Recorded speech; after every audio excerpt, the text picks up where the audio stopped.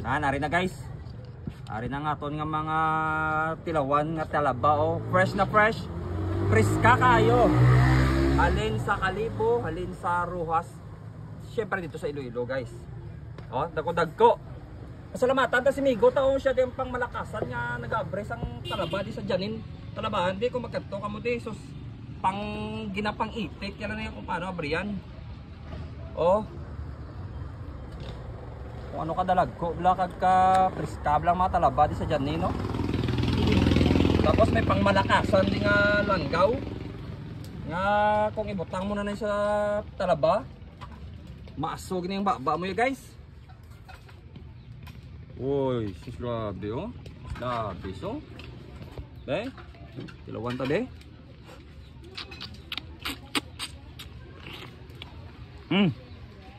Abo ah. Puwerte. Ang talaba kita pinaka-the best kay preska kayo. No, ang nami half cook lang siya. Half cook lang siya guys. Then butangan mo langgaw. Gaso-aso, init-init pa. Suwabe, suwabe. Isa pa. Pareho ah.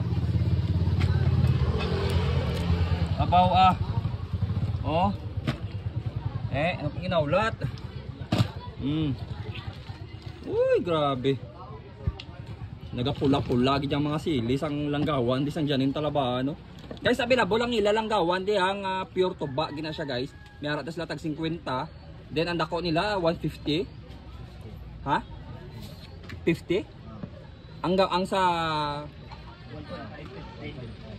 1.5. Oh. Guys, sara na guys.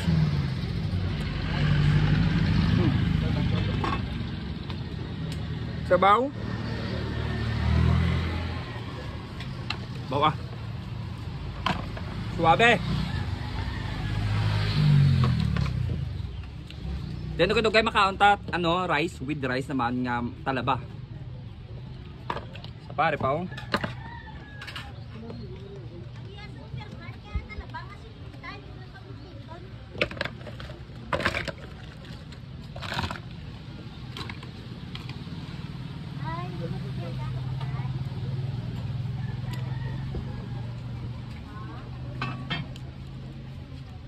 Uy, ala ka namit pag inuod ako dako. Oh.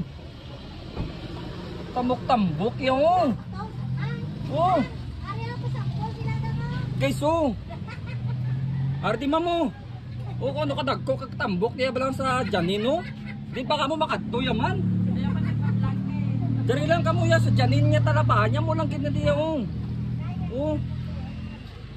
Dagko ya.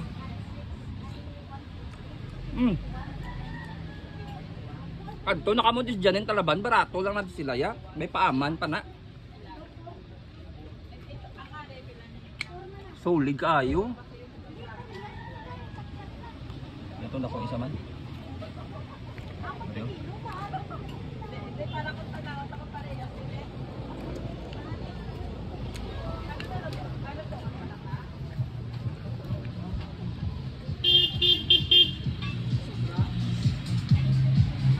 Wow. Dabis-dabis pag inibiyo. Namit ang langgaw.